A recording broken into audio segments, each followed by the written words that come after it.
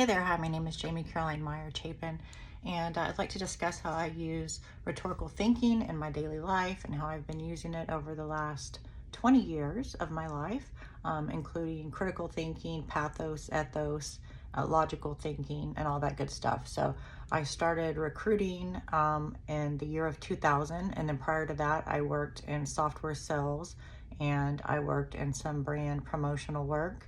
I worked for an advertising company, and I sold software for a military intelligence company when I was 19. And then I started my recruiting career in 2000.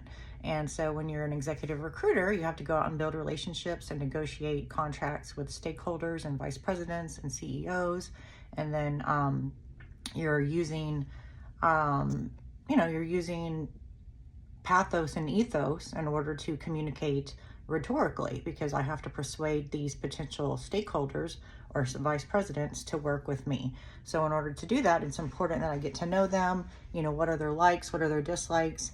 What are they wishing to achieve? What are their, immediate hiring strategy? Do they have funds available for, annual, semi-annual hiring methods?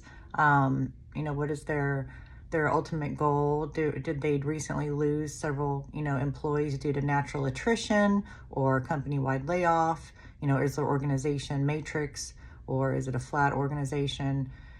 And so my job is to, persuade them as to why I differentiate myself from all the other executive recruiters out there, because recruiters are like real estate agents or hairdressers. There's so many of them, right?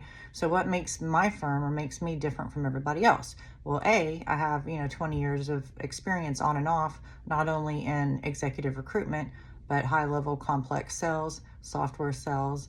I worked in promotional brand administration. I was raised by an English teacher who taught me, to think strategically and to think by myself. So I always, kind of have that mind of a holistic way of going about sales. I'm not like some hardcore salesperson.